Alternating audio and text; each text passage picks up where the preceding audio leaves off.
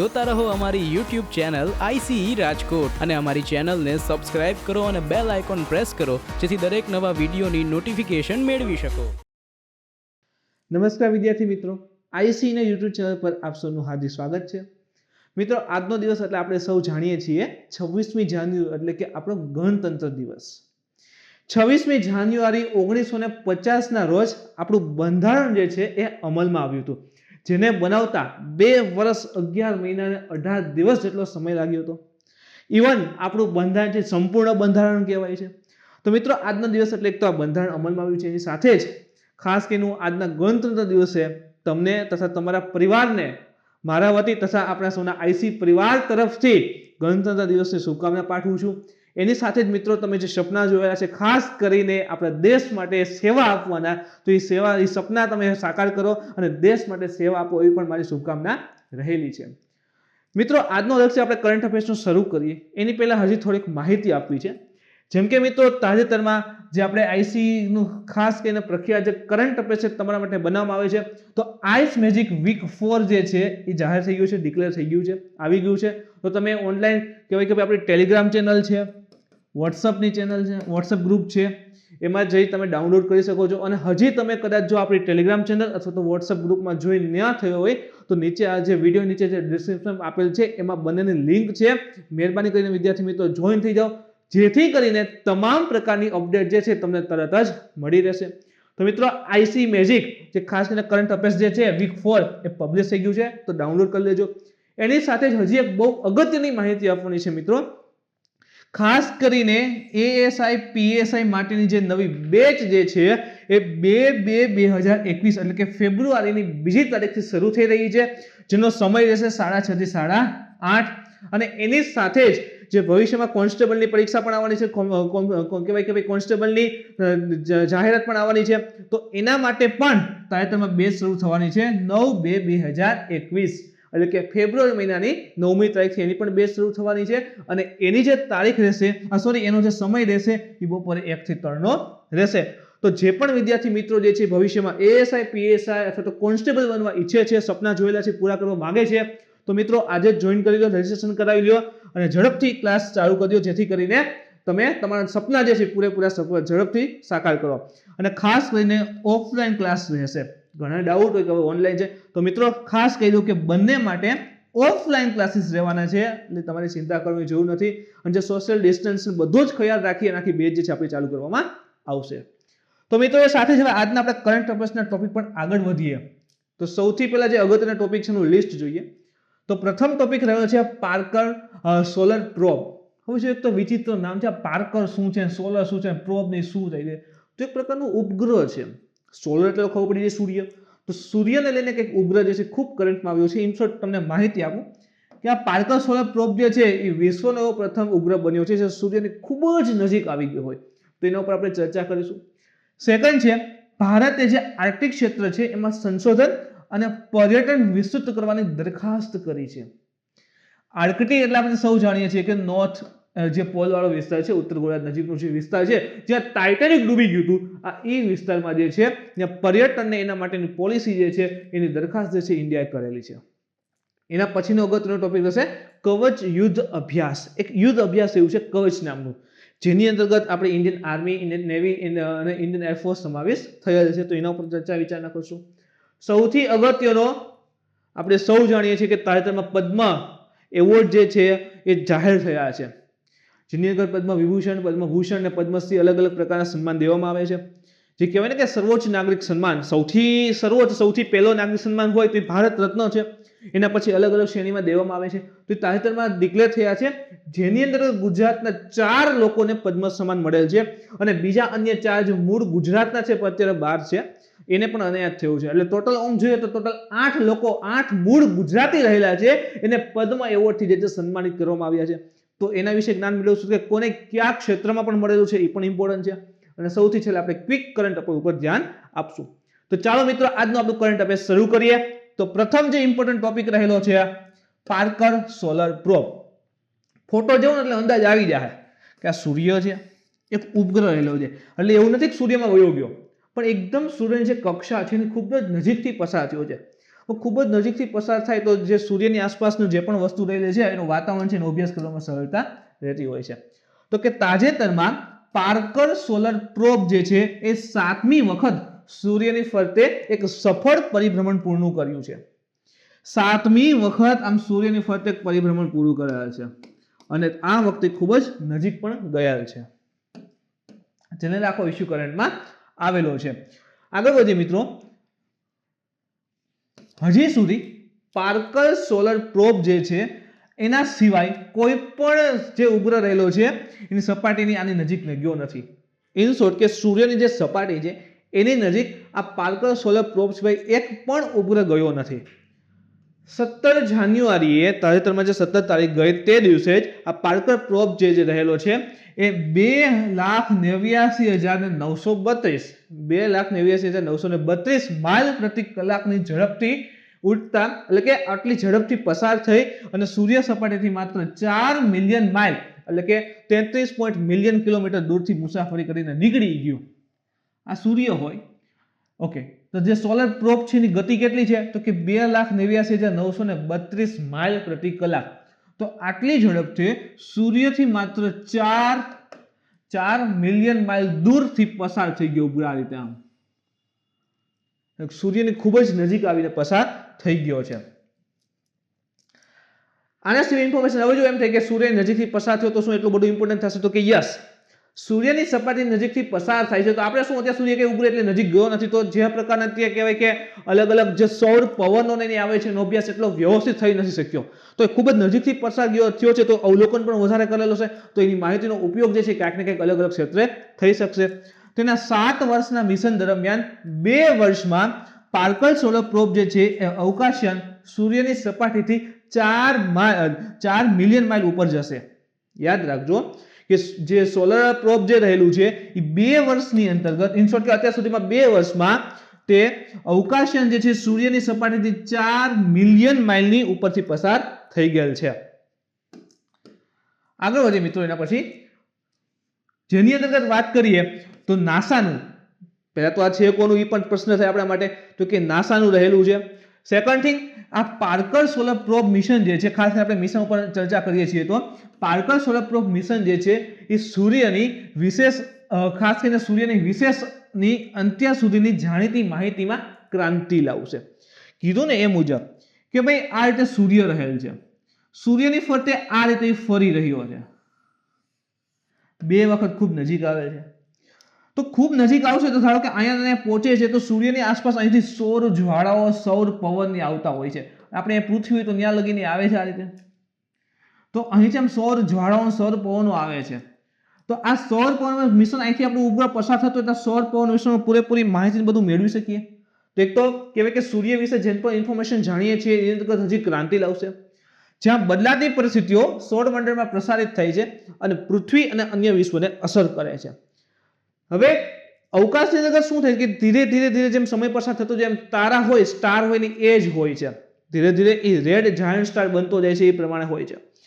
તો સૂર્યની અંદર પણ કંઈક ને કંઈક ફેરફાર આવતા રહે છે, જેની અસર શું થાય કે આખા કહેવાય કે આપણે સૂર્યમંડળ ઉપર જોવા મળતી હોય છે. હવે આટલે નજીકથી એક ઉપગ્રહ ફરી રહ્યો છે તો શું થશે કે ત્યાંના જે પણ ફેરફાર થતા હશે એ તરત જ અવલોકન કરશે અને માહિતી આપણી પાસે આવશે. તો નજીવો એવો ફેરફાર થશે સૂર્ય નજીક ક્યાંય પણ અથવા સૂર્યની અંતર્ગત તો પણ આપણને માહિતી મળશે અને એ પડકાર અથવા તો એ ચેલેન્જ સામે લડવા માટે જે છે ઓલરેડી આપણે પહેલેથી તૈયાર થઈ જઈ શકીએ. તો એ પ્રકારે માહિતીનો આપણે ઉપયોગ મેક્સિમમ રીતે કરી શકશું. પાર્કર સોલર પ્રોબ બીજા કોઈ પણ અવકાશયાનની સાપેક્ષમાં અત્યંતિક ગરમી અને કિરણોત્સર્ગનો સામનો કરી શકે છે અને ખાસ કરીને સૂર્યની વાતાવરણની ખૂબ જ નજીક જાય છે. જેમ કે હવે જો અવકાશયાન હોય ને, આપણે જાણીએ છીએ કે પૃથ્વી, અર્થ, અને આ રહેલી છે આપણું વાતાવરણનું અંતિમ સ્તર. તો શું થાય કે જેવી રીતે અહીંથી અવકાશયાન આપણે રિલીઝ કરતા હોઈએ છીએ, જ્યારે વાતાવરણના સ્તરમાંથી બહાર જતું હોય છે તો ખૂબ વધારે ઘસારણ થતું હોય છે. હવે આટલી વધારે સ્પીડ હોય છે તો ઘસારણને વધારે થાય એટલે તાપમાન કહેવાય ને કે ખૂબ વધારે જાય, ગરમી ખૂબ ઉત્પન્ન થાય. તો શું થશે કે અવકાશયાનની જે બહારની દિવાલની હોય ને ખૂબ મજબૂત હોવી જરૂરી છે. જેમ કે વાત કરીએ તો આ પ્રોબની જ વાત કરીએ તો હવે સૂર્યની નજીકથી પસાર થશે તો સૂર્ય નજીક જે છે સૌર જ્વાળાઓ આવતી હોય છે. ઓલરેડી એના કોરોનાનો વિસ્તાર હોય છે, બહારનો સ્તર આવે છે તો ત્યાં ખૂબ વધારે તાપમાન હોય છે. તો આટલા તાપમાન નજીકથી પસાર થાય છે તો આ જે ઉપગ્રહ છે પ્રોબ એની પણ સપાટી જે ખૂબ વધારે મજબૂત હોવી જરૂરી છે. તો લગભગ આ પ્રકારની મજબૂત બીજા અન્ય કોઈ ઉપગ્રહની રહેલી નથી. એટલે કોઈ પણ અવકાશયાનની તુલનામાં અત્યંત ગરમી અને કિરણોત્સર્ગનો સામનો કરી અને તે વાતાવરણની ખૂબ જ નજીક જાય છે. જે સૂર્યમાંથી જે પણ કિરણોત્સર્ગી પદાર્થ આવે છે, આપણે જાણીએ છીએ કે સૂર્યની અંદર ન્યુક્લિયર સંલયનની પ્રક્રિયા થતી હોય છે. હાઇડ્રોજન અને હિલિયમની ન્યુક્લિયરની સંલયનની પ્રક્રિયા થાય છે. એટલે કે બે હાઇડ્રોજન પરમાણુ હોય ભેગા થઈ અને હિલિયમનું નિર્માણ કરે છે. તો આ ન્યુક્લિયર સંલયન કહેવાતું હોય છે. તો એ વખતે જે છે કે ખૂબ વધારે જે છે ઉર્જા છૂટી પડતી હોય છે. એટલે સૂર્યની અંદર અખંડ ઉર્જા આવેલી છે. નજીકથી પસાર થાય છે તો ઓલરેડી આની ઇફેક્ટ જે છે અવકાશયાન ઉપર આવશે. તો ટોટલ આ અવકાશયાન જે રહેલું છે એ પ્રકારનું છે જેથી એની ઇફેક્ટ જે છે એને આની ઉપર આવે તો વધારે ઇફેક્ટ આવતી નથી. જો બીજા અવકાશયાનની સાપેક્ષમાં ખૂબ જ વધારે મોડિફાઈડ પણ રહેલું છે. અને છેવટે જે છે એ માનવતાને એક તારાનું સૌથી નજીકનું નિરીક્ષણ પૂરું પાડશે. ઇવન આપણે મનુષ્ય તો સૂર્યની નજીક એટલે જઈ શકતા નથી. ઓકે, આપણે મનુષ્ય નથી જઈ શકતા પણ એક અવકાશયાન તો મોકલેલું છે જે ટોટલી પ્રકારની નજીકની જે પણ ઇન્ફોર્મેશન આપણને બધી પૂરી પાડે છે. તો એ રીતે જોઈએ તેનું મહત્વ ખૂબ જ વધારે રહેલું છે. પાર્કર સોલર પ્રોબની યાત્રા ઉપર આપણે નજર કરીએ. જેમ કે જુઓ અહીં તમે જોશો એટલે દેખાશે આ સૂર્ય રહેલો છે, આ મર્ક્યુરી એટલે કે બુધ, પછી આ શુક્ર અને આ આપણી પૃથ્વી. તો અહીંથી જે છે આ પાર્કર સોલર પ્રોબ રહેલો છે અહીંયા છે. તો એની કક્ષા તમે જુઓ આ રીતે રહેલી છે. ખાસ કરીને બુધ અને શુક્રની કક્ષામાંથી પણ પસાર થાય છે. સૌથી વધારે કહીએ તો બુધની કક્ષામાંથી પસાર થાય છે અને સૂર્યની એકદમ નજીક જાય છે. જુઓ હવે અહીંથી પસાર થતો હશે પૂરેપૂરી માહિતી જેથી મેળવી શકશે સૂર્યની આસપાસની. સૂર્યના વાતાવરણના રહસ્યોને ઉજાગર કરવા માટે પાર્કર સોલર પ્રોબ લગભગ 7 વર્ષમાં 7 પરિભ્રમણ દરમિયાન શુક્રના ગુરુત્વાકર્ષણ બળનો ઉપયોગ કરશે અને ધીમે ધીમે તેની ભ્રમણ કક્ષાથી સૂર્યની નજીક સ્થાપિત થશે. મેં તમને કીધું આ શુક્ર રહેલો છે. ઓકે, તો શુક્ર ફરીને અહીંયા તો આવતું હશે. તો જ્યારે અહીંયા આવે એની સાથે જ આખું ફરતું હોય. જેમ કે શુક્ર આવ્યો તો પછી અહીંયા આવી જશે. અત્યારે અહીંયા છે તો પછી અહીંયા આવી જાય. તો જે રીતે શુક્ર હશે ને એ જગ્યાએ હશે. જેમ કે શુક્ર અહીંયા હોય ને તો આમ ફરે. એટલે શુક્રનું જે ગુરુત્વાકર્ષણ બળ છે એનો ઉપયોગ કરશે અને ધીરે ધીરે એનો ઉપયોગ કરી અને તે સૂર્યની નજીક જવા કોશિશ કરશે. હજી વધારે નજીક જવાની કોશિશ કરશે. પાર્કર સોલર પ્રોબ અવકાશયાન સૂર્યના વાતાવરણમાંથી સૂર્યની સપાટીથી 9 મિલિયન માઇલ અને બુધની કક્ષાની અંદરથી પસાર થાય છે. જુઓ આજે આ બુધ રહેલો છે આની કક્ષામાંથી જે છે પસાર થઈ જાય છે. તો સોલર પ્રોબ જે છે પાર્કર સોલર પ્રોબ એ કહેવાય કે ભાઈ બુધની કક્ષા છે એમાંથી પસાર થાય છે અને બુધનો કહેવાય કે પરિક્રમણ કાળ અંદાજિત 88 દિવસ રહેલો છે. એ માહિતીને પણ યાદ રાખજો. હવે મિશનનું લક્ષ્ય શું છે? તો મિશનનું મુખ્ય વૈજ્ઞાનિક લક્ષ્ય એ શોધવાનું છે કે સૌર કોરોનામાંથી કેવી રીતે ઉર્જા અને ગરમી પ્રવાહિત થાય છે. હવે આ કોરોના છે ને અત્યારે મહામારી આવે ને એ કોરોના નથી હો.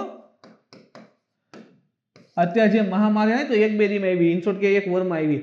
આ કોરોના તો સૂર્ય છે ત્યારનો છે. તો કોરોના કોને કહેવાય છે એની પણ માહિતી મેળવશું. પણ સૂર્યનો જે કોરોના રહેલો છે એમાંથી જે રીતે ઉર્જા અને ગરમી પ્રવાહિત થાય છે, જેમ કે આ સૂર્ય છે તેનો આઉટર જે લેયર છે એને આપણે કોરોના કહેતા હોઈએ છીએ. તો ત્યાંથી જે છે આ ઉર્જા અને આપણે કહીએ ને સૌર જ્વાળાઓ એ કેવી રીતે પ્રવાહિત થાય છે એના વિશેની માહિતી મેળવવી એનું લક્ષ્ય છે. અને સૌર પવન અને સૌર ઉર્જાના કણોને ઉત્તેજિત કરનાર પરિબળ ક્યાં છે? આપણે એ તો કીધું કે અહીંથી જે છે સૌર પવન આવે છે, ઉર્જા આવે છે. જે આપણી પૃથ્વી અહીંયા હોય તો ત્યાં સુધી પવન ની બધું આવે છે અને અલગ અલગ પ્રકારની ઘટના જોવા મળે છે. પણ અહીં એક પ્રશ્ન થાય છે કે અહીં જે પવન છે, ઉર્જા છે, એને પ્રવેગિત ઇન્સોર્ટ કે એને ગતિ આપવાનું એને એમ કે જા અહીંથી પવન જા એવું કારણ કયું છે?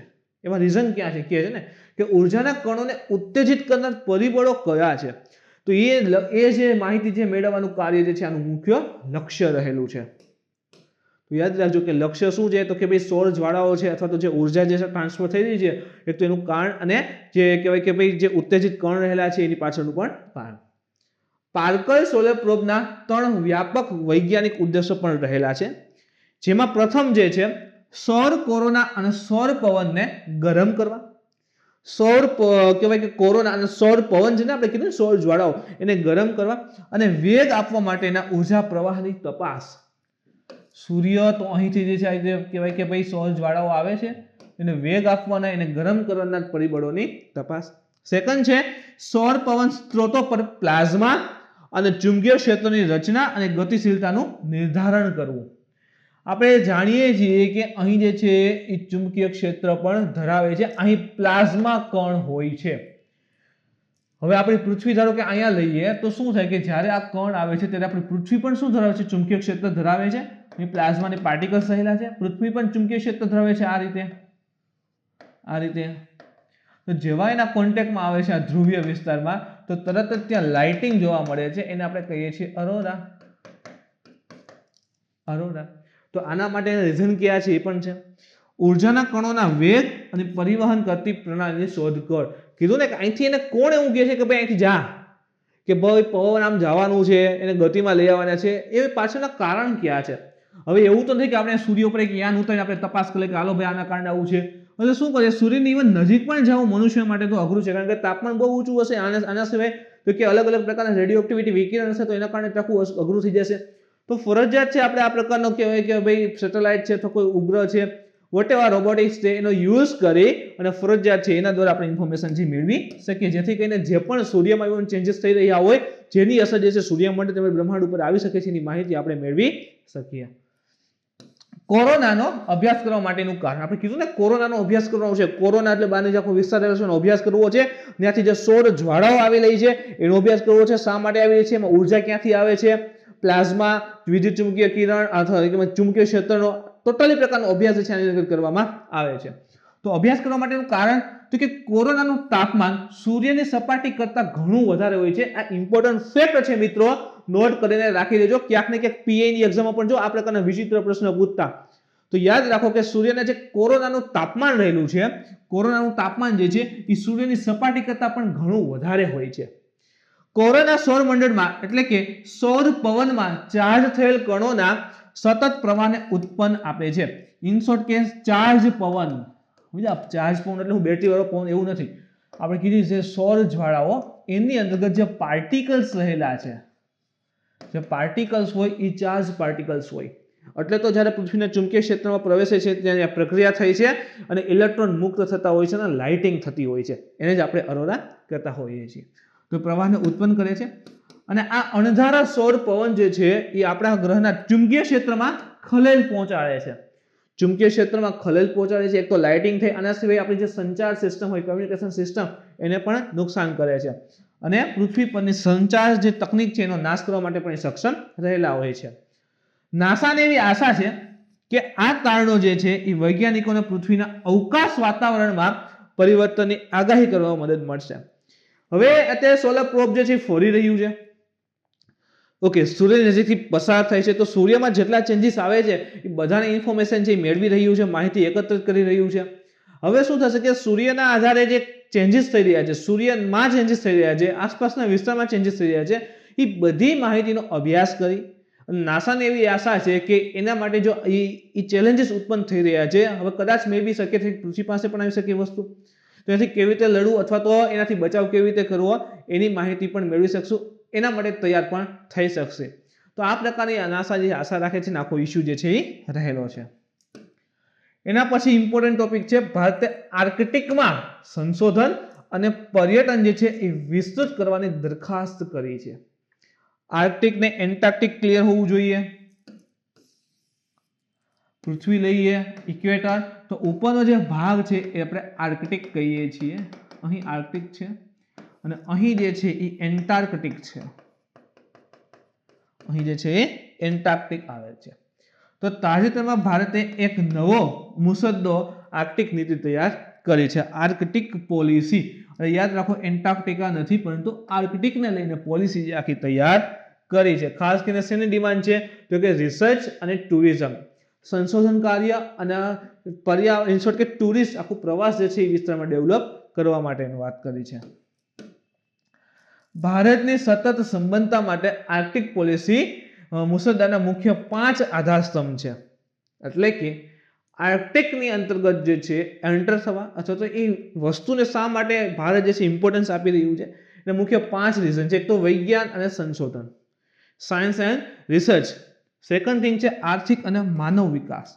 હવે એ વિસ્તારમાં મેં ઓલરેડી એક વાત પણ કરી છે, ફરી જણાવી દઉં કે એ જે વિસ્તાર છે આર્કટિક ક્ષેત્ર, ત્યાં અત્યાર સુધી શું હતું કે બહુ વધારે બરફની પ્લેટ ને એવું હતું. ઇનશોર્ટ કે કહેવાય કે આઈસબર્ગ એવો શબ્દ વપરાતો હોય છે, ખૂબ વધારે આવેલા હતા. જેમ કે ટાઇટાનિક જોયું એટલે તમને અંદાજ તો આવી જાય કે આ તમે સમુદ્ર હોય ને તો ઉપર આ રીતે દેખાતો હોય, ઉપર આટલો જ બરફનો પિંડ દેખાય પણ નીચે આટલો બરફનો જથ્થો હોય, પછી અહીંથી પસાર થાય ભટકાઈ જાય આ રીતે. તો આ પ્રકારના કહેવાય કે ભાઈ આઈસબર્ગ્સથી બહુ વધારે હતા, તો ટ્રાન્સપોર્ટેશન ખૂબ મુશ્કેલ હતું. પણ જેમ જેમ ગ્લોબલ વોર્મિંગ થાય છે એટલે કે વૈશ્વિક તાપમાનમાં વૃદ્ધિ થઈ રહી છે, તો આ પ્રકારના આઈસબર્ગ બધે પીગળી ગયા છે. શું કામ કે સમુદ્રનું તાપમાન જે છે એ વધી રહ્યું છે. સમુદ્રનું તાપમાન વધશે તો ઓટોમેટિક આઈસબર્ગ ની બધી શું થશે, પીગળી જશે. પાછું વિશ્વનું તાપમાન એવરેજ ઉપરના વિસ્તારમાં પણ વધી રહ્યું છે, પાણીનું તાપમાન વધે છે, હવાનું તાપમાન વધે છે, તો ઓટોમેટિક આ પ્રકારના આઈસબર્ગ હશે બધે શું થશે, પીગળી જશે. તો હવે જે આર્કટિક વાળા વિસ્તાર છે ત્યાં રસ્તા ખુલી રહ્યા છે. હવે આ વિસ્તારમાં પણ કહેવાય કે ભાઈ ખૂબ વધારે પેટ્રોલિયમની જોવા મળે છે, ક્રૂડ કહીને ઓઇલ ખૂબ વધારે આવેલ છે. ઇવન અનટચ છે એટલે કે આ વિસ્તારમાં કોઈ હરી કરવાનું નહોતું ગયું, એમને પેટાળમાં પડ્યું છે. તો ફરજિયાત આ વિસ્તાર જે છે ઇમ્પોર્ટન્ટ બને છે, કારણ કે ભવિષ્યમાં કોઈ પણ દેશ હોય એને ક્રૂડની જરૂર તો રહેવાની છે, ઓઇલની જરૂર તો પડવાની છે. તો આ વિસ્તાર માટે એટલે બધા કહેવાય કે ભાઈ કોશિશ કરી રહ્યા છે કે આ વિસ્તારમાં એનું આધિપત્ય સ્થપાય શું કે એને ભાગીદારી મળે, જેથી કરીને એ દેશની જે ક્રૂડ ઉપર ડિપેન્ડન્સી છે એ વ્યવસ્થિત ચાલે. તો વિજ્ઞાન અને સંશોધન આર્થિક અને માનવ વિકાસની સાથે સંલગ્ન છે. પરિવહન અને કનેક્ટિવિટી, ભારત આપણું અહીંયા છે. ઓકે, હવે અહીંયા ધારો કે અલાસ્કા આવ્યો છે યુએસ નું, તો આમ ફરીને બધું અહીંયા મોકલવું, દેશ બેટા અહીંથી આમ સીધું જઈ શકે. ઓકે, પણ સીધું જવા માટે આ વિસ્તાર આખો શું છે, તો આખો આર્કટિક રહેલો છે, ત્યાં વ્યવસ્થિત વિસ્તાર હશે, ડેવલપ હશે તો સીધો આપણે અલાસ્કા માલ સામાન પહોંચાડી શકશું. તો એ મુજબ પણ પોલિસી રહી છે. તો ટુરિઝમની સાથે અહીં જે છે એ ટ્રાન્સપોર્ટેશનના નવા રૂટ બની રહ્યા છે એમ કહી શકાય. અત્યાર સુધી શું હતું કે મોસ્ટ ઓફ ટ્રાન્સપોર્ટેશન આ હિન્દ મહાસાગર એ વિસ્તારમાંથી થઈને જતા, એ વિસ્તારમાંથી થઈ જતું. પણ એક ભવિષ્યમાં એક ટ્રાન્સપોર્ટેશન માટે નવો રૂટ પણ ડેવલપ થઈ રહ્યો છે, કનેક્ટિવિટી ત્યાંથી વધી શકે છે. શાસન અને આંતરરાષ્ટ્રીય સહયોગ, ત્યાં જે પણ કન્ટ્રી છે ખાસ કરીને રશિયા યુએસની બધા રહેલા છે, તો એની સાથે સહયોગ હોવો પણ જરૂરી છે. અધરવાઇઝ હવે શું થાય સમજો કે અહીંયા ધારો કે પેટ્રોલિયમ બહુ મળ્યું છે, બહુ એટલે બહુ મળ્યું, ભારતને છૂટ આપી તેવડ એટલું લઈ લે. પણ હવે શું છે પેટ્રોલિયમ એમ એવું તો નથી ને કહેવાય કે ભાઈ ડોંકી શું કહેવાય ડોલ ભરી ભરીને આપણે ટેન્કર ભરી, એવું તો પોસિબલ નથી. તો આખી સિસ્ટમ જોશે. સેકન્ડ થિંગ એમ કે અહીં પેટ્રોલ બહુ છે, હાલો તો હું પાવડો લઈને ખોદવા માંડું કે હમણાં પેટ્રોલ આવશે, હમણાં પેટ્રોલ આવશે, ડ્રિલિંગ નહીં કરવું પડે ને, તેના માટે ઇલેક્ટ્રિક સપ્લાય જોશે, આના સિવાય બીજી જરૂરિયાત ઊભી થશે. હવે તો શું બહારથી દરેક વસ્તુ ત્યાં લઈ જવાનું, અહીંથી 18 મોટર માથે નાખીને લઈ જવાની ને કે હાલો આર્ટિકમાં બેહાડવી છે, તો શું કરવાનું એમ, અહીંથી શું થાંભલા લાંબા કરવાના કે આ ભાઈ પાવર પહોંચાડવાનું છે, એમાં વચ્ચે લંગડિયા નાખવાવાળા પાકિસ્તાનની, તો શું પોસિબલ છે, તો કે ના, આ ફરજિયાત આ વિસ્તારના જે કન્ટ્રી રહેલા છે એનો સપોર્ટ જોશે. તો આંતરરાષ્ટ્રીય સહયોગની જરૂર પડવાની જ છે, અને એ ઇનડાયરેક્ટલી ક્યાંક ને ક્યાંક આપણને વધારે ફાયદો આપવાનો છે. રાષ્ટ્રીય ક્ષમતા નિર્માણ, આ બધા વ્યવસ્થિત ડેવલપ થશે, અને ખાસ કરીને એ વિસ્તારને લઈને આર્કટિકને લઈને જો આ બધી વ્યવસ્થિત ચાલશે તો ઓટોમેટિક દેશનું ડેવલપમેન્ટ છે એ વધારે થશે એમ આપણે કહી શકીએ છીએ. કારણ કે કોઈ પણ દેશ હોય એની ઇકોનોમી માટે પેટ્રોલિયમ અને ક્રૂડની ખૂબ જ અત્યારે જરૂર રહેલી છે. નીતિની મુખ્ય લાક્ષણિકતા ઉપર આપણે ચર્ચા કરી મિત્રો. તો નવી નીતિ હેઠળ આર્કટિક ક્ષેત્રમાં વૈજ્ઞાનિક સંશોધન, એ તો કીધું મુજબ રિસર્ચ, ટકાઉ પર્યટન, સસ્ટેનેબલ ટુરિઝમની વાત કરેલી છે. સસ્ટેનેબલ ટુરિઝમ એટલે આપણે ટુરિઝમ ડેવલપ કરવું છે, પણ એનો મતલબ એમ નહીં કે ગમે કહેવાય કે ભાઈ બાલાજીની વેફર ખાધી, ગમે ખાધી, એવરેસ્ટની વેફર ખાધી અને કોથીને ફેંક દીધી, એમ નહીં. સસ્ટેનેબલ ડેવલપમેન્ટની વાત કરી છે. સસ્ટેનેબલ ડેવલપમેન્ટ એટલે શું થાય, કયા પ્રકારનું ડેવલપમેન્ટ હોય છે? તો ખાસ કરીને વાત કરીએ તો સસ્ટેનેબલ ડેવલપમેન્ટ એટલે કે એન્વાયરમેન્ટ અને ઇકોનોમી બંનેને બેલેન્સ રાખીને ડેવલપમેન્ટ કરવાની વાત છે. બંનેને બેલેન્સ રાખીને ડેવલપમેન્ટ કરવું એટલે સસ્ટેનેબલ ડેવલપમેન્ટ કહેવાય. ટુરિઝમ ડેવલપ કરવી છે, ઓકે, લોકોને વસ્તુ દેખાડવા આવશે, જાગૃત કરવામાં આવશે, કારણ કે કુદરત રહેલી છે એની સાથે ફીલ કરવામાં આવશે વસ્તુ આખી, પરંતુ એનો મતલબ એમ નથી કે બધાને ધ્યાનમાં બધાને મોજ કરતા કરતા જે છે એને જે આખી સિસ્ટમ જે બાયોડાયવર્સિટી રહેલી છે એને નુકસાન થાય, એ પ્રકારનો કોઈ અહીં અર્થ રહેલો નથી. તો ખાસ કરીને કહેવાય કે ભાઈ ટકાઉ પર્યટન છે એના ડેવલપમેન્ટની વાત છે. ખનિજ તેલ અને ગેસ સંશોધનને વિસ્તૃત કરવાની કીધું ને, આ વિસ્તારમાં સૌથી વધારે ખનિજ તેલ એટલે ક્રૂડનું વધારે પ્રમાણ રહ્યું છે, ગેસીસ આપણે કે નેચરલ ગેસ એનું પ્રમાણ પણ અહીં વધારે જોવા મળે છે. તો ખાસ કરીને આ બધા આધારિત જે છે આપણે આર્કટિક પોલિસી રહેલી છે. જો આપણી પહેલા જે છે આઈ થિંક 1-2 વર્ષ પહેલા ચીને પણ કે આ જે ટુરિઝમ છે આર્કટિક ટુરિઝમ એ ચાલુ કરેલું હતું, પણ એનું એટલું બધું સક્સેસનું એનું કારણ છે કે એની નીતિ. હવે એની નીતિ એટલી ભયાનક છે. ચીન તો જાણી છે ને આ પ્રકારનું કારણ કરે છે કે ભાઈ આ વિસ્તારમાં અમે બધું લઈ અને બધું તેલ લઈ અમારા દેશમાં આવતા રહે. એની આ પ્રકારની પોલિસી છે. એની સામે આપણી એવી પોલિસી નથી. આપણી શું છે કે બધાનો સહયોગ, સૌનો સાથ, સૌનો વિકાસ, એ પ્રકારની પોલિસી રાખીએ છીએ. આ મુસદ્દાની નીતિમાં આર્કટિક અને ભારતીય ચોમાસા વચ્ચે વૈજ્ઞાનિક અને આબોહવા જોડાણની વધુ સારી સમજ જેવા ભારતના આર્કટિક મિશન વિના લક્ષ્યોને આવરી લેવામાં આવશે. જેમ કે જો આપણે કહીએ છીએ ભાઈ ગ્લોબલ વોર્મિંગ થઈ રહ્યું છે, આપણે શું કહીએ છીએ કે ગ્લોબલ વોર્મિંગ થઈ રહ્યું છે, એટલે કે વૈશ્વિક તાપ વૃદ્ધિ થઈ રહી છે ગ્રીન હાઉસ ગેસીસને એના લીધે અલગ અલગ કારણ રહેલા છે. તો તાપમાનમાં વધારો થશે તો શું થશે? એની ઇફેક્ટ આખા વર્લ્ડમાં જોવા મળે છે. જેમ કે તમે જો તાપમાન વધે છે તો સમુદ્ર ઓશિયનના પાણી જે છે એના ટેમ્પરેચરમાં શું થાય છે? વધારો થાય છે. તો એની સામે આર્કટિક વિસ્તારની વાત કરીએ, નોર્થની વિસ્તારની, તો અહીં જે આઈસ રહેલો છે, બરફ શું થાય છે? પીગળી રહ્યા છે. તો આ વિસ્તારમાં તાપમાનમાં ફેરફાર થાય છે અને આપણું ભારત અહીંયા આવેલું છે. તો કાંઈક ને કંઈક એની ઇફેક્ટ આપણા મોન્સૂન ઉપર ને બધા ઉપર પડે છે. ઇવન જો જેટ સ્ટ્રીમ ને બધું ત્યાંથી ચાલે છે, ઘણી વસ્તુ જે છે અહીંથી પવન આવતા હોય છે, તો બધાની ઇફેક્ટ જે છે આપણા ઇન્ડિયાના મોન્સૂન ઉપર પણ આવી શકે છે. તો એનું એક અભ્યાસનું પણ અહીં લક્ષ્ય જે છે એ રાખેલું છે. એનું એક લક્ષ્ય પણ રાખેલું છે કે જે પણ ચેન્જીસ થઈ રહ્યા છે, જે પણ પૃથ્વી ઉપર ચેન્જીસ થઈ રહ્યા છે અને ખાસ કરીને આર્કટિક ક્ષેત્રમાં એમાં થઈ રહ્યા છે, તો એની ઇફેક્ટ આપણા મોન્સૂન ઉપર, તો ઇન્ડિયન ક્લાઇમેટ ઉપર શું આવી રહી છે એનો અભ્યાસ કરવો પણ અહીં આમાં સમાવિષ્ટ કરેલું છે. નીતિમાં ધ્રુવીય સંશોધન, ત્રીજો ધ્રુવ, કે બે ધ્રુવનું નામ સાંભળ્યું હતું, ઉત્તર ધ્રુવ અને દક્ષિણ ધ્રુવ. આ ત્રીજો ધ્રુવ કયો આવે? એ કોણ છે એવો ત્રીજો ધ્રુવ? તો યાદ રાખજો મિત્રો, ત્રીજો ધ્રુવ જે છે આપણો કારાકોરમ વાળો વિસ્તાર છે ને, ત્રીજો ધ્રુવ કહેવાય છે. એને ત્રીજો ધ્રુવ કહીએ છીએ. આપણે જાણીએ કે આ પૃથ્વી હોય તો આ નોર્થ પોલ, અહીં જે છે એ સાઉથ પોલ, આ બે ધ્રુવ છે. હવે આ જે વિસ્તાર રહ્યો છે ને, આ વિસ્તાર, અને પૃથ્વીનો થર્ડ પોલ કહેવાય છે, ત્રીજો ધ્રુવ કહેવાય છે. શું કામે? તો કે અહીં જે છે ગ્લેશિયર, જેને આપણે ગુજરાતીમાં હિમ નદી કહીએ છીએ, એનું પ્રમાણ ખૂબ વધારે છે. સિયાચીન હિમ નદીની આવેલું છે અહીં. તો આ વિસ્તાર કારાકોરમ રેન્જની અંતર્ગત ખૂબ વધારે હિમ નદીઓ આવેલી છે, એટલા માટે તેને પૃથ્વીનો ત્રીજો ધ્રુવ કહીએ છીએ, third pole of the earth.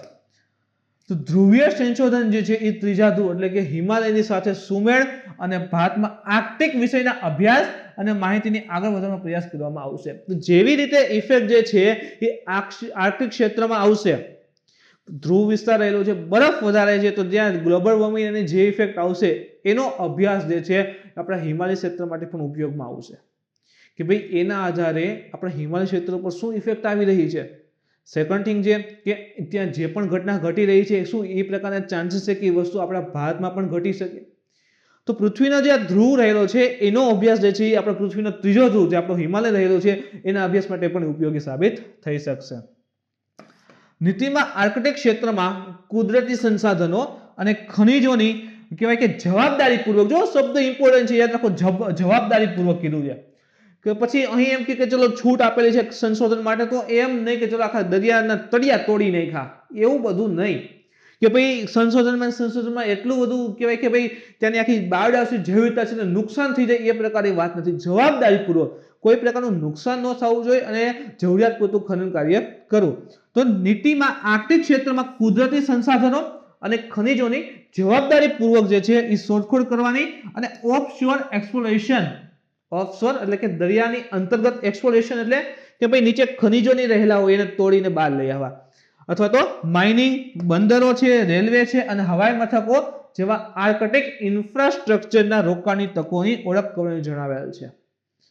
In short કે ભવિષ્યમાં આર્કટિક ક્ષેત્રને જે રીતે પણ કનેક્ટિવિટી આવતી હોય, ત્યાં જે પણ ખનિજ કાર્ય, ખનિજ સંશોધનના કાર્ય, ખનિજને લઈ આવવાનું કાર્ય છે, આના સિવાય આપણે કીધું ને ઓફશોર એક્સપ્લોરેશન એટલે કે દરિયાની અંતર્ગત જે છે એ ડ્રિલિંગ કરી અને જે પણ વસ્તુ ત્યાં ખનિજો મળી રહ્યા છે એ લઈ આવવા માટે જે પણ ઇન્ફ્રાસ્ટ્રક્ચરની જરૂર પડે એ પણ ડેવલપમેન્ટ માટેની વાત કરી છે. ચાહે બંદર હોય, રેલવે હોય, હવાઈ મથક હોય. હવે એમ થાય કે રેલવે નહીં, તો જેમ કે જોવો આપણે રશિયા સાથે ખૂબ સારા સંબંધ રહેલા છે. રશિયાએ આર્કટિક વિસ્તારમાં રેલવે ડેવલપ કર્યું છે, રેલવે ટુરિઝમ ચલાવે છે. યસ, તો શું થશે કે રેલવે ટુરિઝમ હોય એટલે શું થશે કે ભાઈ સપોઝ કે અત્યારે તો પ્રવાસીને એના માટે છે, તો કાલે ઉઠીને ભાઈ ગુડ્સ ટ્રેન પણ ચાલુ કરી શકે છે. તો આ પ્રકારે ખનન કાર્ય જે બધું છે તો ઓઇલ અને એક જગ્યાએથી બીજી જગ્યાએ લઈ જવાનું સરળતા રહેશે. ત્યાંથી રશિયામાંથી આપણે અહીંયા લઈ આવી શકીએ છીએ. તો આ મુજબ જે છે ડેવલપમેન્ટની વાત છે, હવાઈ મથકની વાત છે. તો આ પ્રકારે ઇન્ફ્રાસ્ટ્રક્ચર ડેવલપમેન્ટની પણ આર્કટિક ક્ષેત્રમાં વાત કરેલી છે. આપણી નીતિની અંદર એ વસ્તુ પણ એમાં સમાવેશ રહેલી છે. આર્કટિક પ્રદેશ ઉપર વાત કરીએ. આર્કટિક છે કયો વિસ્તાર? તો જો આ જે વિસ્તાર આવે છે આ નોર્થ પોલ છે, ઉત્તર ગોળાર્ધ. આપણે પૃથ્વી આમ દોરીને તો આને ઉપરથી જોઈને તો આવી દેખાય. તો અહીં તમે જો આ રશિયા છે, પછી અહીં જે છે યુનાઇટેડ સ્ટેટ્સ ઓફ અમેરિકા આવે છે, અહીં કેનેડા છે, અહીં ગ્રીનલેન્ડ છે, અહીં નોર્વે છે. તો આ પ્રકારના દેશ જે છે અહીં રહેલા છે. આર્કટિક ક્ષેત્રમાં આર્કટિક મહાસાગર પોતે આર્કટિક સી આવે છે આ વિસ્તારમાં, આર્કટિક સી. અને સાથે તો કે યુએસ છે, અમેરિકા છે, કેનેડા છે, ડેનમાર્ક એટલે કે ગ્રીનલેન્ડ રહેલું છે ને, અહીં રહેલું છે આ ગ્રીનલેન્ડ. નોર્વે છે, રશિયા છે, ફિનલેન્ડ છે, સ્વીડન છે, આઇસલેન્ડ છે. તો આ બધા દેશો જે છે અહીં ભાગીદાર થઈ રહ્યા છે. તો આખા વિસ્તારમાં અલગ અલગ જે પણ ઇન શોર્ટ કે આર્કટિક ક્ષેત્ર એટલે કે ઉપરનો જે આખો ઉત્તર ધ્રુવ વિસ્તાર છે ત્યાં જે પણ દેશની બોર્ડર ટચ થતી હશે એ બધા દેશ જે છે આર્કટિકની અંતર્ગત આવે છે, આર્કટિક કાઉન્સિલમાં આવે છે, જેમાં બધા દેશથી સમાવિષ્ટ છે. હવે અમેરિકામાં લખ્યું છે અલાસ્કા. એવું શા માટે? તો અમેરિકા છે ને એનો આ જે આખો દેશ છે કેનેડા છે, અહીં અમેરિકા છે, અમેરિકા અહીં આવે છે અને આ કેનેડા છે. પણ અમેરિકાનો એક ભાગ અહીંયા છે. જો સમજો વિચિત્ર છે અમેરિકા થોડુંક.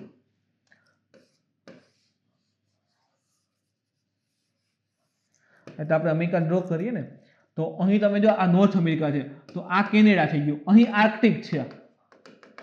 તો અહીં જે પણ ધારો કે અહીંયા દેશ છે, એક અહીંયા દેશ છે, તો આર્કટિક સાથે જે પણ સરહદ ધરાવતો એ બધા આર્કટિક કાઉન્સિલના ભાગ.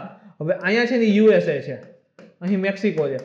તો યુએસએ અમેરિકા તો અહીંયા છે, સીધું આર્કટિકમાં છે નહીં, પણ આ જે વિસ્તાર રહેલો છે એ અલાસ્કા છે. આ એક સમયે રશિયાનું હતું, અહીં રશિયા આવી જાય છે, રશિયાએ જે છે વેચી નાખ્યું, અમેરિકાએ લીધું. તો અલાસ્કાનો ભાગ જે છે આર્કટિક સાથે મેચ થાય છે. યુએસએ ભલે આવી રહ્યું પણ આ અલાસ્કાનું રાજ્ય છે યુએસએનું, એટલે યુએસએ પણ એમાં આર્કટિક પોલિસીમાં સમાવેશ છે આર્કટિક કાઉન્સિલની અંતર્ગત.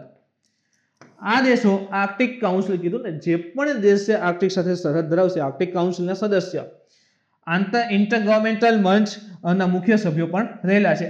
આ વિસ્તારમાં લગભગ આશરે 4 મિલિયન વસ્તી છે, આશરે 4 મિલિયન લોકો છે રહે છે, જેમાંથી લગભગ 10% જે છે એ ત્યાંના સ્થાનિક અથવા તો વતની છે. એટલે કે મૂળ અહીંના તમે જો તો 10% વતની હશે, બાકી બધી કેવું અલગ વિસ્તારમાંથી અહીં રહેલા સેટ થયેલા હોય અને એના મુજબ અંદાજિત 4 મિલિયન લોકો અહીં વસે છે. તો કહેવાય કે ભાઈ ઘણું મોટી વસ્તી પણ અહીં સમાવેશ છે. આર્કટિકમાં ભારતનું સાહસ, ઇન શોર્ટ કે ભારતે આર્કટિક ક્ષેત્રમાં રિસર્ચ એના માટે ઓલરેડી લેબોરેટરી સ્ટાર્ટ કરી દીધી છે. ભારતનું આર્કટિકમાં હિમાદ્રી નામનું સંશોધન કેન્દ્ર છે. અહીં જો આ આર્કટિક દેખાય છે, આર્કટિકનો વિસ્તાર છે, બરફને એવું દેખાય છે, નોર્વેનો વિસ્તાર છે. અહીં જે છે આપણું હિમાદ્રી સ્ટેશન આવેલું છે, જે સંશોધન કાર્યને સમર્પિત છે. આ વિસ્તારમાં સંશોધન કાર્ય બધું કરે છે. 2013માં આર્કટિક કાઉન્સિલ અંતર્ગત ભારતને નિરીક્ષક એટલે કે ઓબ્ઝર્વેશન સ્ટેટ, ઓબ્ઝર્વર કન્ટ્રી નો દરજ્જો આપ્યો હતો. ઓબ્ઝર્વર કન્ટ્રી એટલે શું થાય? ચાય પે ચર્ચા, કે ભાઈ જે આર્કટિક કાઉન્સિલ છે એમાં જે પણ સદસ્ય દેશે, ધારો કે 10 દેશ છે તો 10 દેશે આમ ટેબલ ઉપર ફરતી ગોઠવાઈ જાય, વચ્ચે થોડીક જગ્યા રાખશે આટલા. તો શું? તો કે અહીંયા જે પણ અવલોકન કરતા દેશ છે, ઓબ્ઝર્વર સ્ટેટ છે, એને બોલાવીને બધાને બેહાડે અને ચા પાહે અને પૂછે કે ભાઈ ચલો આર્કટિક વિસ્તારમાં શું એવું કરીએ કે બધાનો ફાયદો થાય, શું કરવું જોઈએ, કેવી રીતે કયા દેશને કેટલો ભાગ આપવો જોઈએ, બધી અહીં ચર્ચા વિચારણા થાય. પણ હા, જ્યારે કોઈ રિઝોલ્યુશન પાસ ને એવું થતું હોય ત્યારે મત આપવાનો હોય ને તો હજી 10 છે ને જે આર્કટિક કાઉન્સિલમાં રહે છે એ જ આપી શકે, ઓબ્ઝર્વર સ્ટેટ આપી ન શકે અને ખાલી ચાય પે ચર્ચા કરી શકે છે. તો યાદ રાખજો, ઓબ્ઝર્વર સ્ટેટ આપણું ઇન્ડિયા જે છે એ રહેલું છે. ભલે આપણો કોઈ પણ ભાગ જે છે, ઇન્ડિયાનો કોઈ પણ ભાગ જે છે એ આર્કટિકમાં નથી, છતાં ઓબ્ઝર્વર સ્ટેટ તરીકે આપણને માહિતી ઇન્સોર્ટ કે આપણને દરજ્જો આપ્યો છે. 2013માં ફર્સ્ટ ટાઈમ આપ્યો હતો. એમાં ચીન પણ સમાવેશ હતો. ચીનના ઓબ્ઝર્વ કન્ટ્રીમાં સમાવેશ કર્યું હતું. એટલે ચીન જે છે ખૂબ વધારે ડેવલપ થવા માંડ્યું. એ શું ડેવલપ એટલે કે વિસ્તારમાં અમારે જે છે ટુરિઝમ ચાલુ કર્યું છે, અલગ અલગ નીતિ પોલિસી બિહાડી દીધી. ચીન સહિત કુલ 13 દેશોને નિરીક્ષક દરજ્જોનો આપ્યો છે. કુલ કેટલા છે? 13 કન્ટ્રીઝ છે જેને ઓબ્ઝર્વર સ્ટેટનો દરજ્જો આપેલો છે. 2018 ની અંતર્ગત ભારતનો જે નિરીક્ષકનો દરજ્જો છે એટલે કે ઓબ્ઝર્વર કન્ટ્રી છે એને રિન્યુ પણ કરેલું છે. એટલે ફરી જે છે ભારતનો ઓબ્ઝર્વર સ્ટેટનો દરજ્જો આપ્યો છે અને અત્યારે ઓબ્ઝર્વર સ્ટેટ રહેલું છે. મિત્રો ઇમ્પોર્ટન્ટ ટોપિક છે. આ વખતે યુપીએસસી મેન્સની અંતર્ગત આને સંલગ્ન પ્રશ્નો પૂછેલા છે, તો ખાસ સમજી લેજો.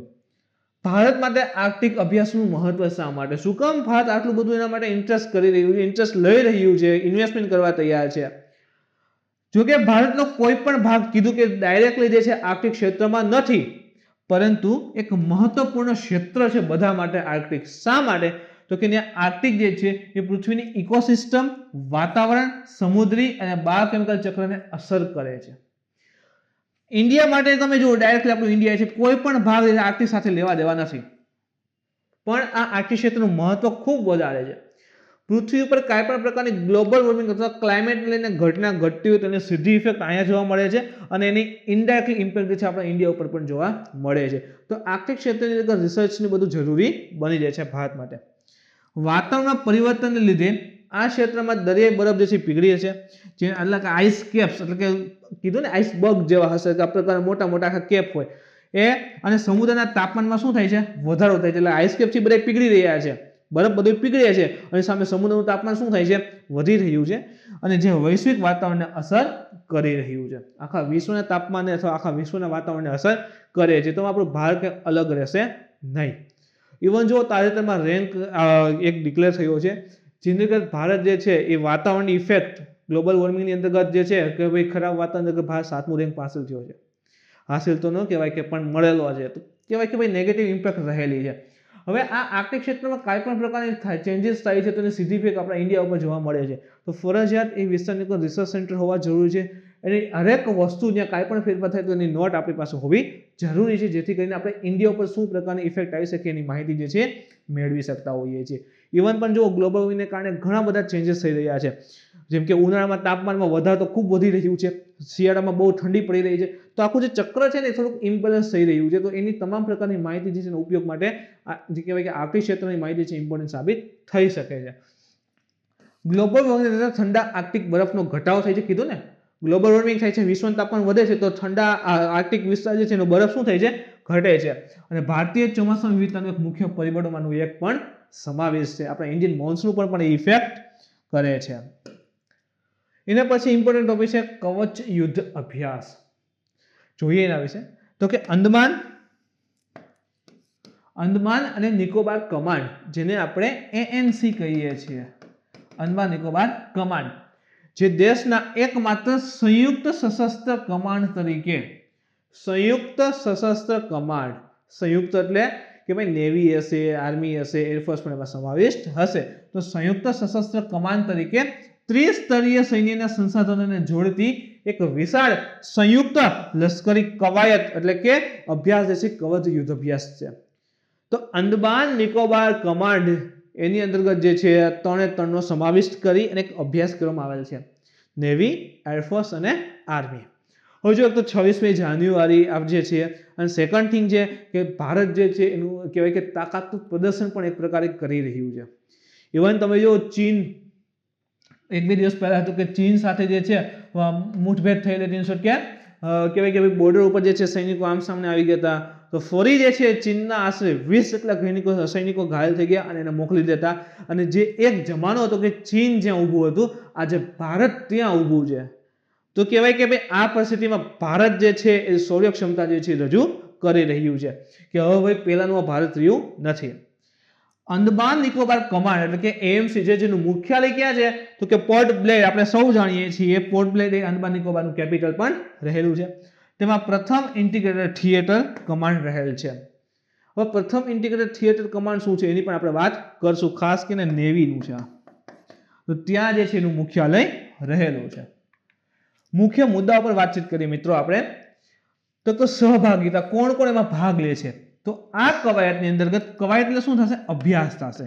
તો આ અભ્યાસની અંતર્ગત ભારતીય સેના, આર્મી, નેવી, એરફોર્સ અને કોસ્ટગાર્ડ સમાવેશ છે. કીધું ને સંયુક્ત છે, ઇન શોર્ટ કે ત્રણે ત્રણ આપણી જે મુખ્ય વિંગ્સ રહેલી છે એ ત્રણે ત્રણ સમાવિષ્ટ છે.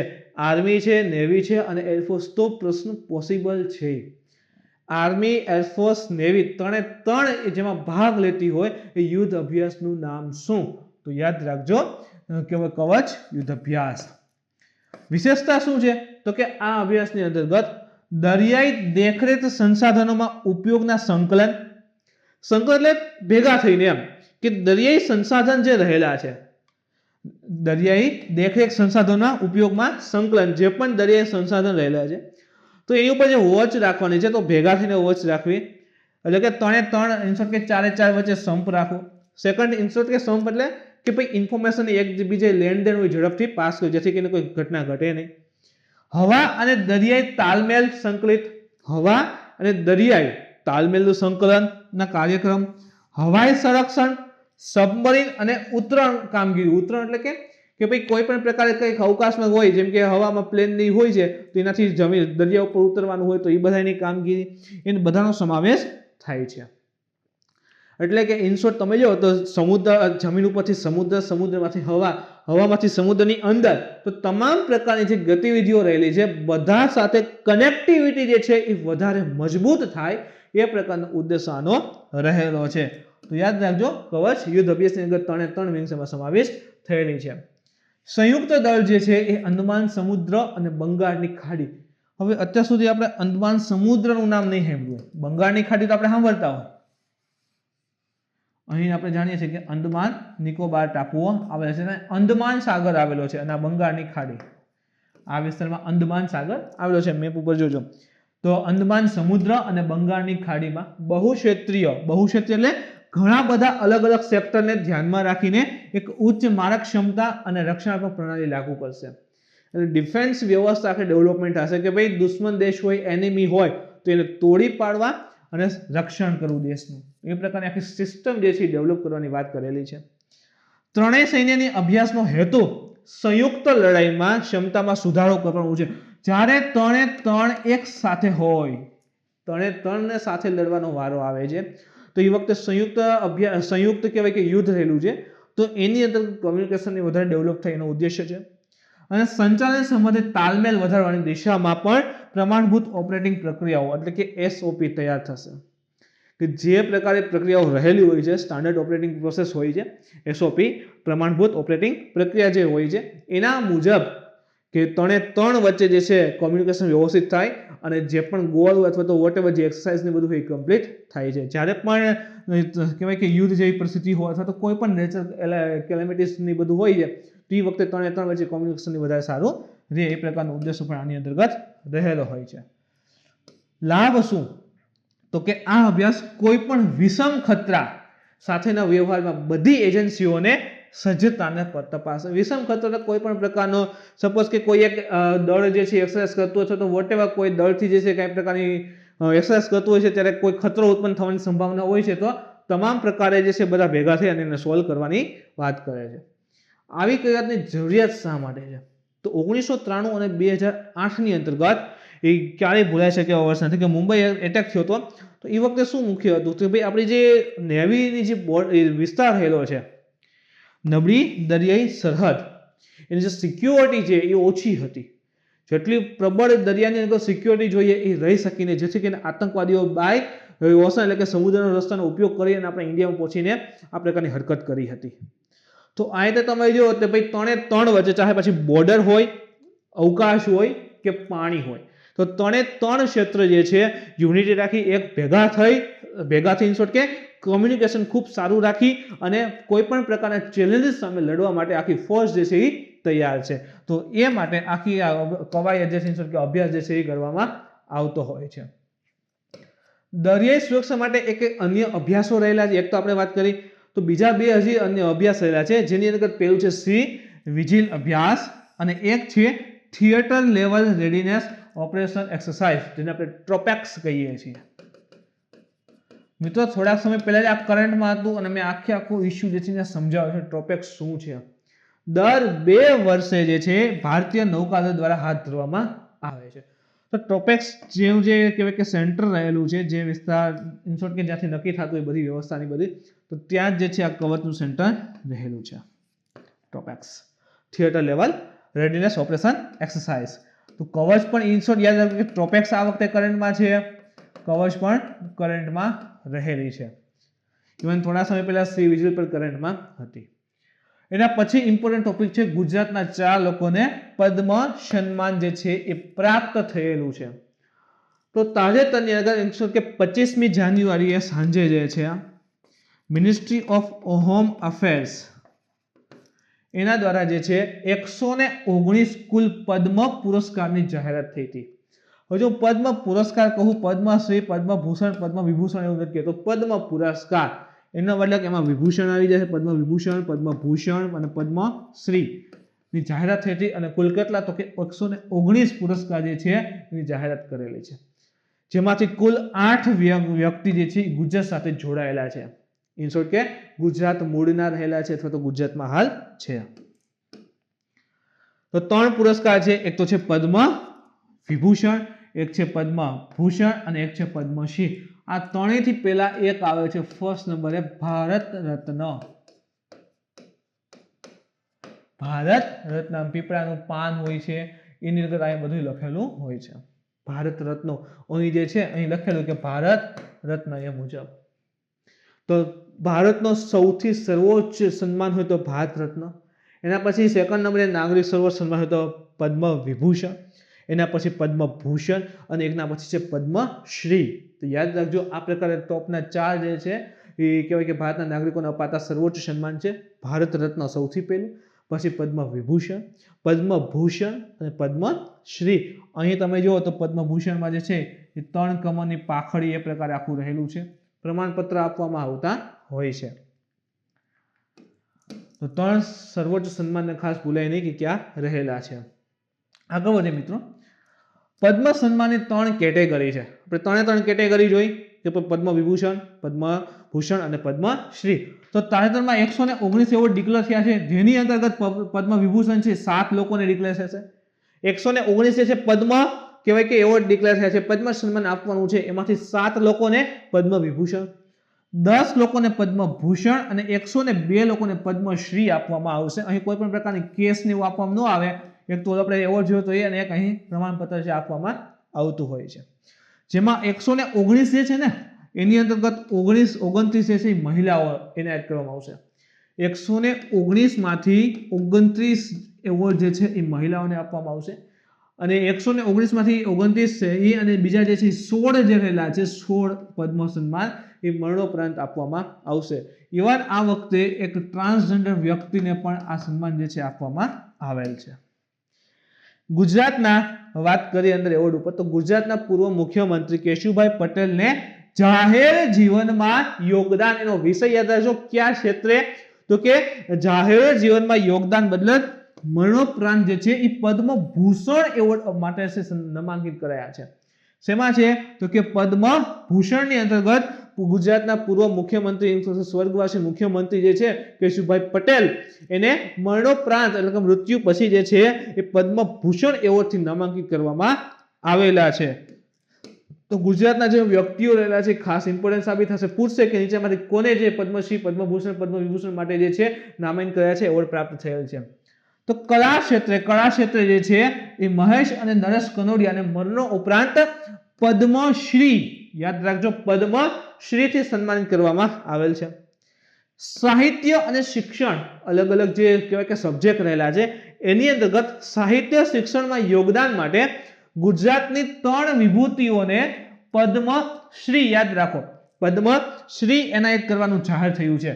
જેમાં મારે ઠાકોરજી નથી થવું એના રચના કરતા જે છે કવિ દાદુદાન પ્રતાપદાન ગઢવી, બહુ પ્રખ્યાત છે મિત્રો કવિ દાદુદાન પ્રતાપદાન ગઢવી, જેને સામાન્ય દાદ તરીકે ઓળખવામાં આવે છે, એને પદ્મશ્રી માટે જે છે નામાંકિત કરાયા છે. તથા અન્ય હજી એક સાહિત્યકાર છે ચંદ્રકાંત મહેતા, એને પણ પદ્મશ્રી માટે નામાંકિત કરાયા છે. તો મુખ્ય 4 ગુજરાતી જે પ્રોપર અહીં છે હતા ઇન શોર્ટ કે તો એમાં કેશુભાઈ, સેકન્ડ થિંગ જે છે કે ભાઈ મહેશ અને નરેશ કોનડિયાનો સમાવેશ થશે. એના પછી છે કવિ દાદ છે અને એક છે ચંદ્રકાંત મહેતા. તો આ ચાર લોકોને ખાસ કરીને ગુજરાતની અંતર્ગત પર્ટિક્યુલર તમે લિસ્ટ જુઓ ને એમાં ચારની સામે ગુજરાત એવું લખેલું મળશે. હવે આગળ વાત કરીએ તો મૂળ ગુજરાતના હોય તો એ પ્રકારના પણ અન્ય ચાર છે. જેમાં વાત કરીએ તો મૂળ સ્પેનના છે પરંતુ ગુજરાતમાં વસતા છે. ગુજરાતી ભાષાની અંદર ભાગ આપેલો છે, ગુજરાતમાં વસે છે. તો કે મૂળ સ્પેનના પરંતુ અમદાવાદમાં સ્થાયી થઈને ગુજરાતી ભાષાની અંતર્ગત અનોખું કહેવાય કે ભાઈ પ્રદાન આપનાર, કહેવાય ને કે અલગ અલગ પ્રકારની રચનાઓ કરેલી હોય છે. તો અનોખું પ્રદાન સાહિત્ય ક્ષેત્રે પ્રદાન આપનાર અને એવા ગણિતજ્ઞ પણ રહેલા જે છે એ છે સ્વર્ગવાસી ફાધર વાલેસ. એને પણ પદ્મશ્રી આપવાની વાત થયેલ છે. મુંબઈમાં સ્થાયી થયેલ મૂળ ગુજરાતના બે વ્યક્તિ જેમાં યુપીએલ ઇન્ડસ્ટ્રીઝ ના સ્થાપક અને લાલ ફોસ્ફરસ બનાવવાની શરૂઆત કરનાર રજનીકાંત દેવદાસ શ્રોફ, નામ યાદ રાખજો, રજનીકાંત દેવદાસ શ્રોફ, એને પદ્મભૂષણ તેમજ આપણે સૌ જાણીએ છીએ કે મહિલા ગૃહ ઉદ્યોગ લિજ્જત પાપડના સ્થાપક જશવંતીબેન જમનાદાસ પોપટને પદ્મશ્રી થી સન્માનિત કરવામાં આવશે. તો અહીં જે છે ફરી ગુજરાતીઓની વાત થયેલી છે. તો મુખ્ય રૂપે ચાર, તેમજ અહીં તમે જો સ્પેનથી અથવા તો મૂળ ગુજરાતના છે પરંતુ અત્યારે મુંબઈમાં સ્થાયી થયેલા છે એને પણ પદ્મ એવોર્ડથી સન્માનિત કરવામાં આવેલ છે. એના પછી વાત કરીએ ક્વિક કરંટ ઉપર મિત્રો. તો સૌ પ્રથમ તો એ થશે કે 72મો આપણો પ્રજાસત્તાક દિન છે. તો ગુજરાતનું સેલિબ્રેશન રાજ્ય કક્ષાનું ક્યાં થયું? તો યાદ રાખજો 72મા પ્રજાસત્તાક દિવસની રાજ્ય કક્ષાની ઉજવણી જે છે એ દાહોદ ખાતે થયેલી છે. તો આ પ્રકારના પ્રશ્ન સ્પેશિયલી પૂછે છે ફેક્ટ બેઝની અંતર્ગત. તો યાદ રાખજો ગુજરાતનું રાજ્ય કક્ષાનું છે કહેવાય કે 26મી જાન્યુઆરી ઉજવણી જે છે એ દાહોદ ખાતે થયેલ છે. એના પછી વાત કરીએ તો ફોટો જોશો તો એમ થશે કે કોનો ફોટો છે? તો મિત્રો તમને યાદ હશે ગયા વર્ષે જૂન મહિનાની અંતર્ગત ચીન સાથે જે છે કહેવાય કે ભાઈ બોર્ડર ઉપર મુઠભેડ થઈ ગઈ હતી, સામે આવી ગયા હતા. તો એ વખતે જે ગલવાન ઘાટીમાં શહીદ થયેલા કર્નલ સંતોષ બાબુને જે છે એ મહાવીર ચક્રથી જે છે સન્માનિત કરાયા છે. મહાવીર ચક્રથી સન્માનિત કરવાયા છે. હવે અથડામણ દરમિયાન શહીદ જવાનોને જો ક્યારે અપાતા હોય છે? તો અથડામણ જ્યારે સામસામે જતા હોય છે એ વખતે શહીદ જવાનોને પરમવીર ચક્ર, એના પછી જે છે મહાવીર ચક્રથી સન્માનિત કરાતા હોય છે. સૌથી સર્વોચ્ચ તો પરમવીર ચક્ર, એના પછી ઇમ્પોર્ટન્ટ ધરાવતું છે મહાવીર ચક્ર. તો તાજેતરમાં શહીદ થયેલા કર્નલ સંતોષ બાબુને જે છે એ મહાવીર ચક્રથી જે છે સન્માનિત કરવામાં આવ્યા છે. આપણે સૌ જાણીએ છીએ કે 20 જેટલા જવાન જે છે એ શહીદ થયા હતા. તો અન્ય જવાનોમાં સમાવેશ છે જેની અંદર વાત કરીએ તો ગલવાન ઘાટીના ખીણમાં શહીદ થયેલા અન્ય જવાનોમાં નાયક સુબેદાર નુદુરામ મોરેન, કે પાલાની, નાયક દીપકસિંહ, સિપાહી ગુરતેજસિંહ, તેજેન્દ્રસિંહ ને વીર ચક્રથી જે છે સન્માનિત કરાયા છે. વીર ચક્રથી જે છે સન્માનિત કરાયા છે. હવે એક પ્રકારની કંઈક આર્ટ દેખાય છે. તો ફરી જે છે એક ઉત્સવ જે છે કરંટમાં છે. જેમ કે વાત કરીએ તો ઓડિશાની અંતર્ગત સમૃદ્ધિ તોષાલી રાષ્ટ્રીય શિલ્પ મેળો જે છે શરૂ થયો છે. ખાસ કરીને તોષાલી રાષ્ટ્રીય શિલ્પ મેળો જે છે નામ યાદ રાખજો. તોષાલી રાષ્ટ્રીય શિલ્પ મેળો જે ભારતના કયા રાજ્યમાં શરૂ થયો છે? તો યાદ રાખજો ઓડિશામાં. ઓડિશાની આ મેળો જે શરૂ થયો છે. ઉત્તર પ્રદેશની વાત કરીએ તો ઉત્તર પ્રદેશ સરકારે ધરા નામના, નામ શું છે? તો કે ધરા નામના એક એન્ટી જે કે ભૂમાફિયા સોફ્ટવેર વિકસિત કરેલ છે. ઉત્તર પ્રદેશ સરકારે ધરા નામનો એન્ટી ભૂમાફિયા સોફ્ટવેર જે છે ડેવલપ કરેલો છે કે ભાઈ સોફ્ટવેર દ્વારા જે છે ઇનશોર્ટ કે જે પ્રક્રિયા થઈ રહી છે કે ખોટી રીતે કોઈની જમીન હોય પચાવી પાડે છે, તો એ મુજબ બધાને પકડવા માટે અને જે જમીન ઓરિજિનલ જેની રહે છે ન્યાય આપવા માટે આ પ્રકારનો ધરા નામનો સોફ્ટવેર જે છે ડેવલપ કરેલો છે યાદ રાખજો ઉત્તર પ્રદેશ સરકાર દ્વારા. આગળ વધીએ તો કે તાજેતરની અંતર્ગત રાજસ્થાને જે છે એને રાજસ્થાન સરકારે આયુષ્માન ભારત વીમા યોજના હતું એનું નામ બદલી નાખ્યું છે અને આયુષ્માન ભારત મહાત્મા ગાંધી સ્વાસ્થ્ય યોજના કરી નાખ્યું છે. તો પ્રશ્ન પોસિબલ છે કે તાજેતરમાં આ જ પ્રશ્ન આવશે કે તાજેતરમાં આયુષ્માન ભારત વીમા યોજનાનું નામ બદલી આયુષ્માન ભારત મહાત્મા ગાંધી સ્વાસ્થ્ય વીમા યોજના કરી નાખનાર રાજ્યનું નામ કયું છે? અથવા તો રાજસ્થાને એનું બીજું નામ શું રાખેલું છે? તો યાદ રાખો રાજસ્થાન જે છે એને આખી યોજનાનું નામ જે છે એ ચેન્જ કરી નાખ્યું છે. એના પછી છે ભારતની અંતર્ગત સૌથી લાંબો જે કહેવાય ને કે રોડ આર્ચ બ્રિજ છે એનું ઉદ્ઘાટન ભારતના મેઘાલય રાજ્યમાં જે છે કરવામાં આવ્યું છે. આર્ચ બ્રિજનું ભારતના સૌથી લાંબા આર્ચ રોડ બ્રિજનું ઉદ્ઘાટન છે ભારતના મેઘાલય રાજ્યમાં થયેલું છે. ઇવન ગઈકાલથી ચર્ચામાં છે કે ભાઈ પ્રધાનમંત્રીએ રાજકોટના એક યુવક સાથે જે છે આશરે 4 મિનિટ જે છે વાત કરેલી છે અને કે ગાંઠિયા અને ચાની પણ વાત કરેલી છે. તો વાત કરીએ એના ઉપર તો કે અબુધાબીમાં 2019માં આયોજિત સ્પેશિયલ ઓલિમ્પિક, યાદ રાખજો, સ્પેશિયલ ઓલિમ્પિક વર્લ્ડ ચેમ્પિયનમાં 2 ગોલ્ડ મેડલ જીતનાર ગુજરાતના રાજકોટ શહેરના પ્રથમ પેરા સ્વિમર, નામ છે એનું મંત્ર જીતેન્દ્રભાઈ હરખાણીને રાષ્ટ્રીય બાળ પુરસ્કારથી સન્માનિત કરાયા છે. ટોટલ એવા 32 જે છે એવોર્ડ અપાયા હતા. એમાં આપણે રાજકોટના જે કહેવાય કે ભાઈ મંત્રી જીતેન્દ્રભાઈ હરખાણી જે સમાવેશ છે, જેઓને રાષ્ટ્રીય બાળ પુરસ્કારથી સન્માનિત કરવામાં આવ્યા છે. યાદ રાખજો આ વસ્તુને, રાષ્ટ્રીય બાળ પુરસ્કારથી કોને સન્માનિત કરવામાં તાજેતરમાં ગુજરાતના કયા વ્યક્તિને કરવામાં આવ્યા છે, આ પ્રકારનો પ્રશ્ન પૂછી શકે છે. તો મિત્રો આ હતું આજનું કરંટ અફેર્સ. આજના લેક્ચરમાં જો તમને કંઈ ડાઉટ હોય, ક્વેરી હોય તો કોમેન્ટ કરીને જણાવી શકો છો. મિત્રો આજનો વિડીયો ગમે તો લાઈક કરો, શેર કરો, તમારા મિત્રો સુધી પહોંચવા માટે કોશિશ કરો. કાલે ફરી મળીશું નવા ટોપિક સાથે. Thank you.